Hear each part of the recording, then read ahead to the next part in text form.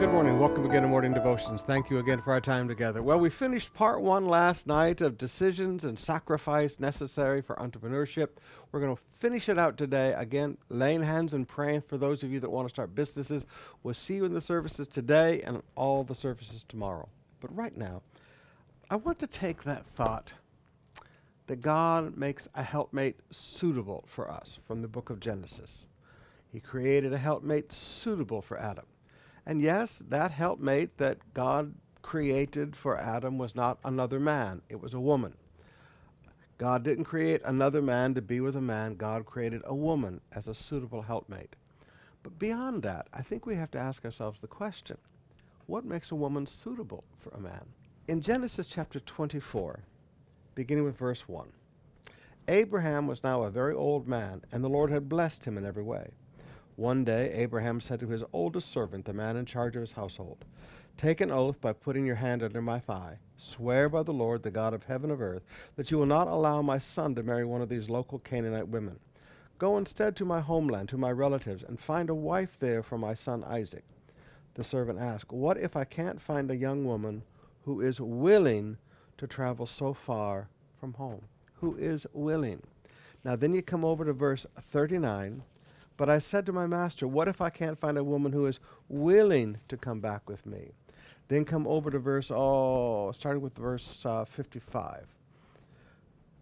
"But we want Rebekah to stay with us at least 10 days, her brother and mother said, then she can go. But he said, don't delay me. The Lord has made my mission successful. Now send me back so I can return to my master."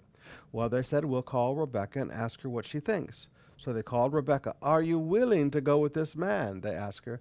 And she replied, "Yes, I will go." This was a woman willing.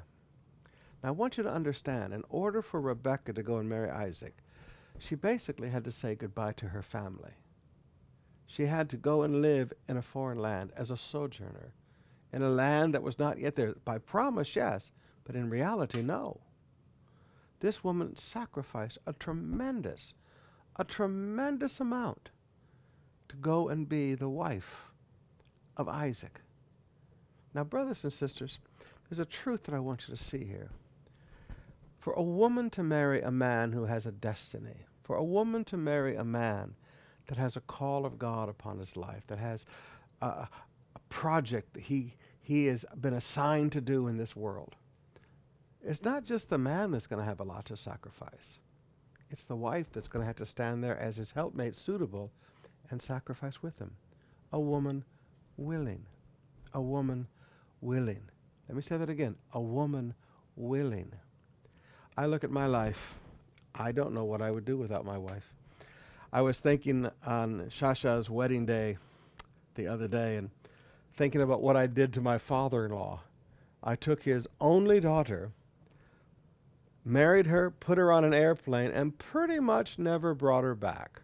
A visit from time to time.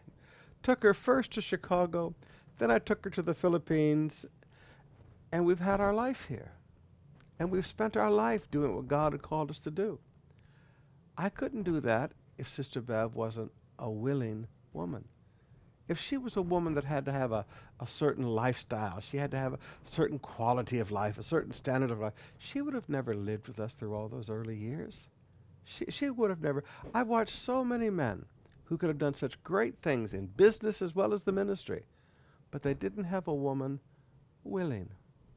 Gentlemen, you need to look for a woman willing.